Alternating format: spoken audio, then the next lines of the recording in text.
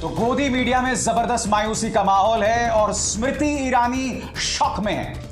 वो स्मृति ईरानी जिनका बस एकमात्र काम ये रह गया था कि राहुल गांधी की पर्सनल ट्रोल बनकर रह जाएं। अब उन्हें समझ नहीं आ रहा कि सुप्रीम कोर्ट ने जो उनकी 2 साल की सजा पर रोक लगाई है, अब वो कहें तो कहें क्या।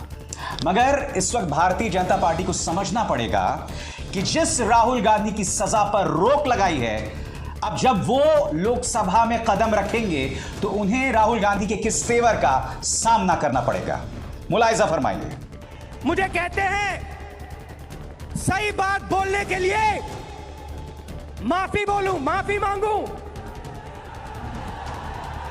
भाइयों और बहनों, मेरा नाम राहुल सावरकर नहीं है, मेरा नाम राहुल गांधी है।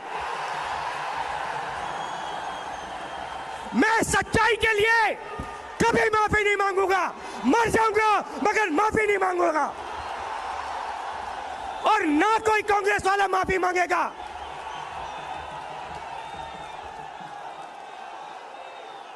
माफी नरेंद्र मोदी को माननी है। नरेंद्र मोदी को देश से माफी मांगनी है। दोस्तों, आपको समझना पड़ेगा कि दरअसल राहुल गांधी विपक्ष के लिए जरूरी क्यों हैं। मैं कुछ देर बाद बात करूंगा स्मृति ईरानी और पूरे गोदी मीडिया की।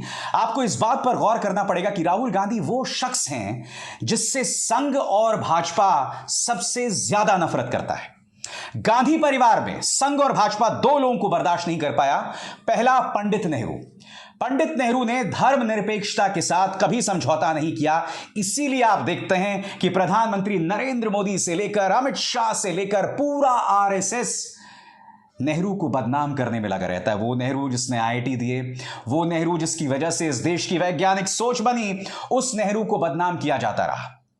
और नेहरू के बाद इंदिरा गांधी नहीं, राजीव गांधी भी नहीं, नेहरू के बाद अगर किसी पर निशाना साधा गया तो वो राहुल गांधी। वो राहुल गांधी जिसने कभी भी सांप्रदायिकता के साथ समझौता नहीं किया। क्योंकि हमारे सामने राजीव और इंदिरा उनकी ढेरों मिसालें हैं जहां उन्होंने समझौता किया हो, मगर राहुल गांधी की ऐसी कोई मिसाल नहीं है। और जो तेवर अभी कुछ देर पहले आपने सुना कि मैं राहुल गांधी हूं, राहुल सावरकर नहीं, उन्होंने जब यह बात कही ना दोस्तों, तो जो कन्विक्शन था उनके बयान में, जिस ताकत के साथ कही उन्होंने बात, कहीं ना कहीं महाराष्ट्र में जो उनका गठजोड़ था उद्धव सेना के साथ, वो खतरे में पड़ गया था। मगर यह व्यक्ति जो है पीछे नहीं हटा, और यही वजह है कि आरएसएस और बीजेपी उनसे इतनी नफरत करती है। यह नफरत इस हद तक है दोस्तों कि वो राहुल गांधी को बर्बाद कर देना चाहते हैं। यही वजह है कि राहुल गांधी की अगले 8 साल तक वो राजनीतिक तौर पर उन्हें गायब कर देना चाहते थे। और मैं आपको बतला दूं, अगर सुप्रीम कोर्ट का फैसला राहुल गांधी के खिलाफ भी आता तो वो राहुल गांधी को इतना बड़ा राजनीतिक शहीद बना देता जिसकी कल्पना बीजेपी नहीं कर सकती थी।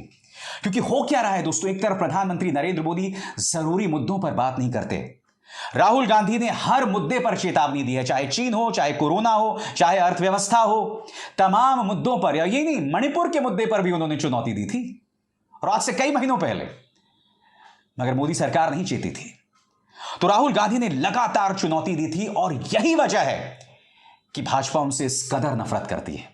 यही वजह है कि मैं नहीं भूला हूं दोस्तों, प्रधानमंत्री नरेंद्र मोदी से एक छात्र ने डिसलेक्सिया के जो मरीज होते हैं उनके बारे में एक सवाल किया था। अब राहुल गांधी पर निशाना साधने के लिए प्रधानमंत्री नरेंद्र मोदी ने नैतिकता की इस हद को पार कर दिया था, शालीनता की इस हद को पार कर दिया था, उस लक्ष्मण रेखा को पार कर दिया था कि राहुल गांधी पर निशाना साधने के लिए उन्होंने डिसलेक्सिया के स्टूडेंट्स का मजाक उड़ाया था। याद है कि नहीं आपको? सुनिए। हमारा आइडिया डिसलेक्सिक पीपल पे बेस्ड है। डिसलेक्सिक बच्चे ऐसे बच्चे होते हैं जिनकी लर्निंग और राइटिंग पेस बहुत ज्यादा स्लो होता है, बट उनकी इंटेलिजेंस और क्रिएटिविटी लेवल काफी अच्छा होता है। जैसे कि हम तारे जमीन पर मूवी में दर्शीन रावल का जो भी क्रिएटिविटी लेवल था वो काफी अच्छा था। तो कोई 40-50 साल के बच्चे को भी ये योजना काम आएगी? इतनी नफरत है राहुल गांधी के लिए प्रधानमंत्री नरेंद्र मोदी में। यही वजह है कि उन्हें बदनाम करने की कोई कसर नहीं छोड़ी जाती। याद कीजिए, स्मृति ईरानी झूठ बोलती हैं। क्या झूठ बोलती हैं? कि राहुल गांधी ने विवेकानंद के सामने शीश नहीं झुकाया। क्यों गलत कहा आपने? सुनिए किस तरह से स्मृति ने झूठ बोला था और हकीकत क्या थी, दोनों यहां पर साबित हो जाती हैं। आज मैं पूछना चाहती हूं कांग्रेस पार्टी से, आप कहते हैं आप यात्रा कर रहे हैं भारत को जोड़ने की।